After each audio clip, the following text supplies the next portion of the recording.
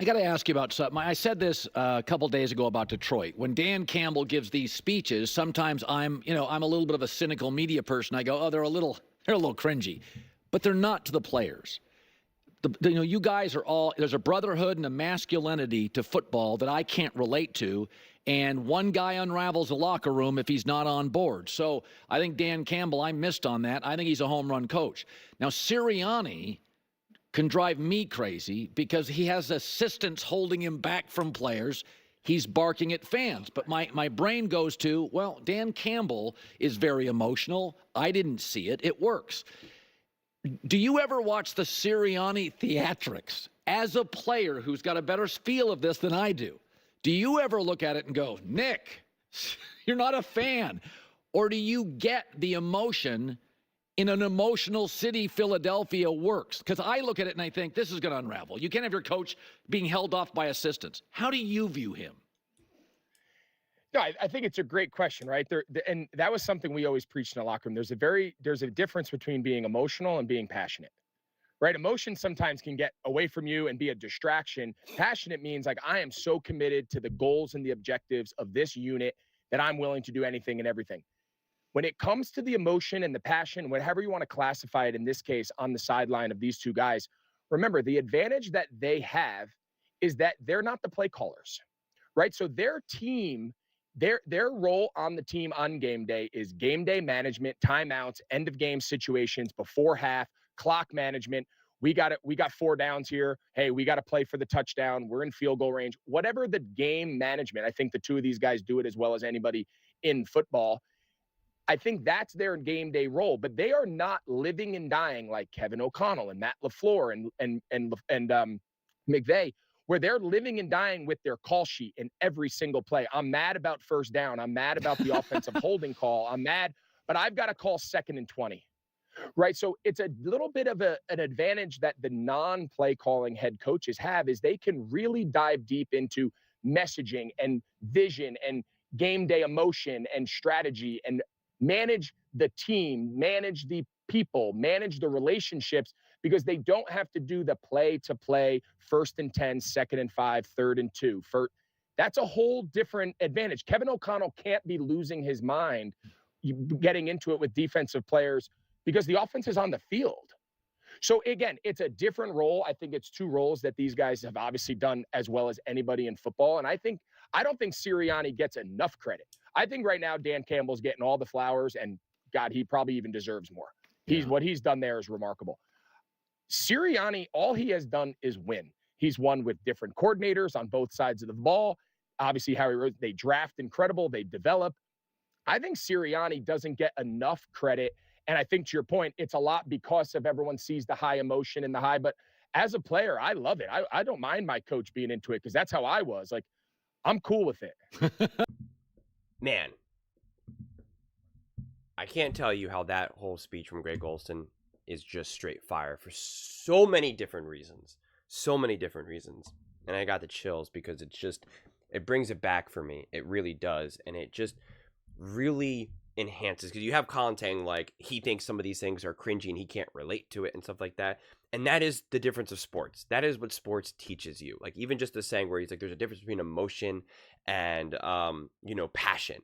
And those are really the lessons that you only learn when playing sports at a high level. And I don't even mean like you have to make it to college or the pros, like just playing a team in high school level, like just a team that you actually had to try out for, or a team that like not everyone got playing time. Like you actually had to earn your playing time. Like these are the lessons that you learn that you don't learn anywhere else.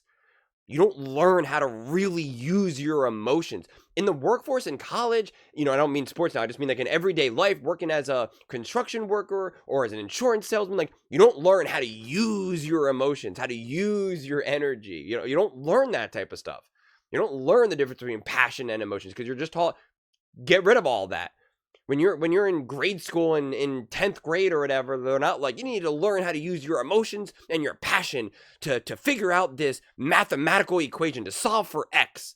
You're not taught that, okay? Like, it's just not how it works. But it is with sports because it's so interesting. When I hear Dan Campbell's speeches and stuff like that. Like I'm just sinking my teeth into it. I love it. And when Sirianni, the passion, I'm like, yes, let's go. It fires me up. That's because I've been born and bred in sports, playing sports, competitively, literally my entire life, my upbringing, and all of that. And so it's like, it's so fascinating to me that people who have not had that experience, it's just like, they're just like, what are they talking about? And it's just like, what are they talking about? They're talking about everything. Like, this is life. Like, what do you mean? This is literally life. You bring that energy into everything. I bring that energy into making videos, into pursuing other careers that I've had in the past, dating, relationships, family, like whatever it is, relationships with my nieces and nephews. Like, I bring all of that energy, all of that passion, all of that excitement. Like, it's not cringe. It's life. It's literally life to me. So it's just like, I do live and die by that type of stuff. And so that is the benefit that a Nick Sirianni brings. And I do agree with Greg saying that he's not getting enough credit. And there's a few reasons why I think that to be the case, because people want to say, oh, well, the roster is so amazing. That's why Nick Sirianni doesn't get, the credit. And it's like, last time I checked, the Detroit Lions also have a stacked roster. They have an unbelievable roster.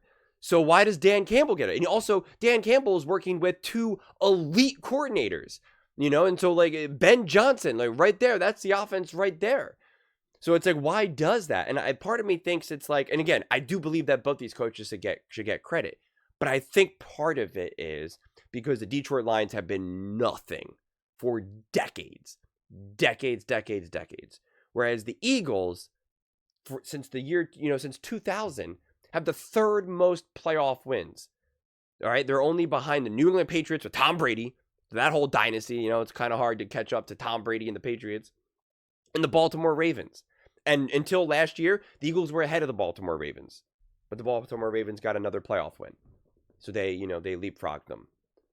So, and then the Eagles won the Super Bowl in 2017 with a completely different coach and team, and then a couple years later, they're back to being a top team.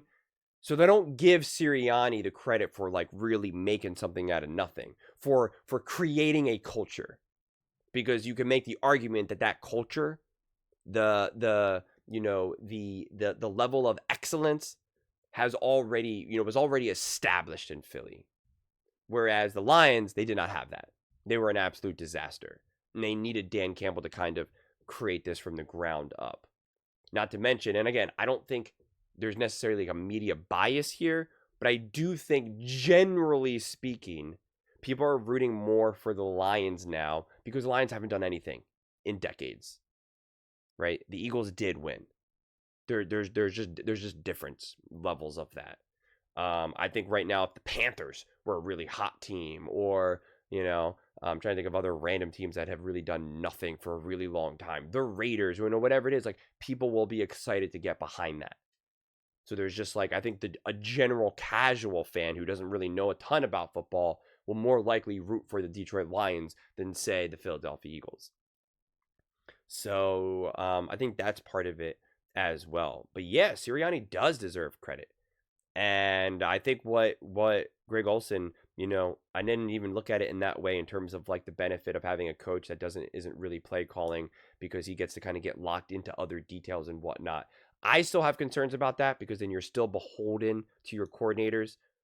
Kellen Moore goes out the door and gets a head coaching job or whatever. It's just like, well, then you're back on this. Well, who's going to be the OC now?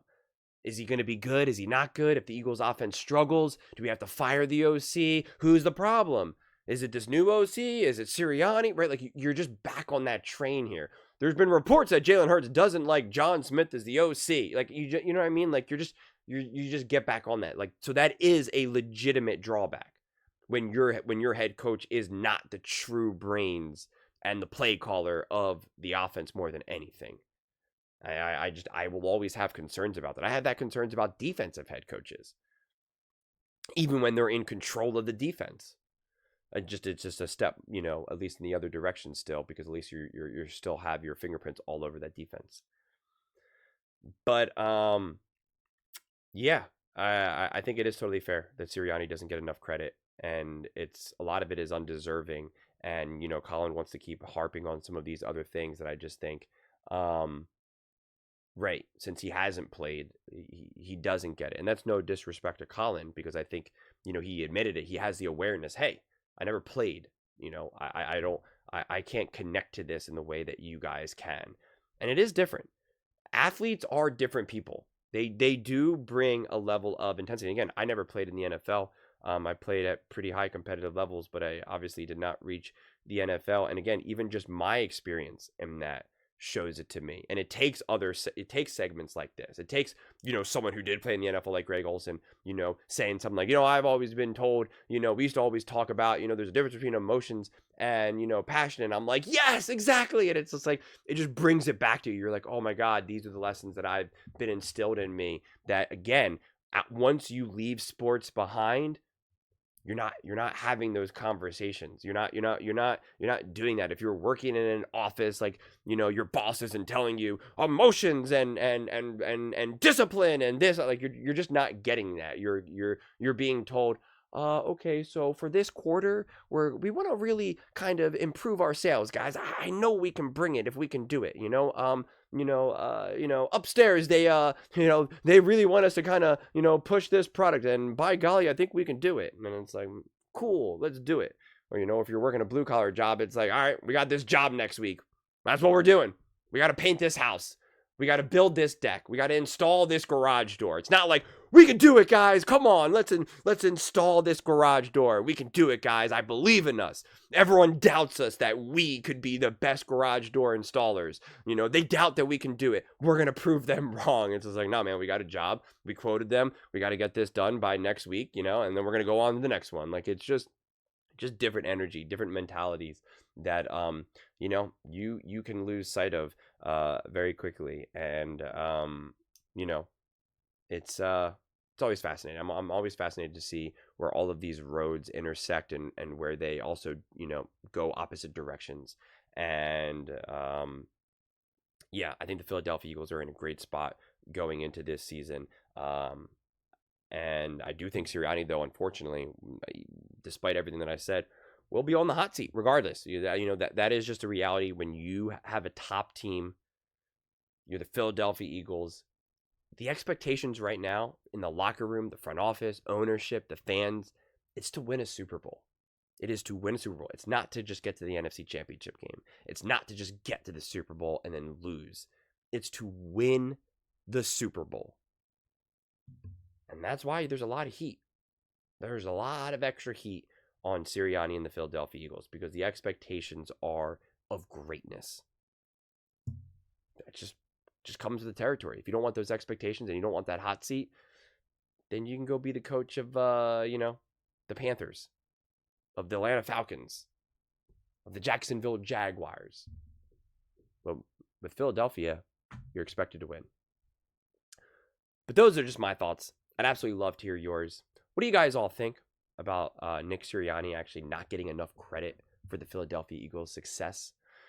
Let me know in the comments below. I read every single comment, so whether you agree with me or disagree with me, either way, let's get in some discussions. Let's get in some fights. But ultimately, let's just have some fun.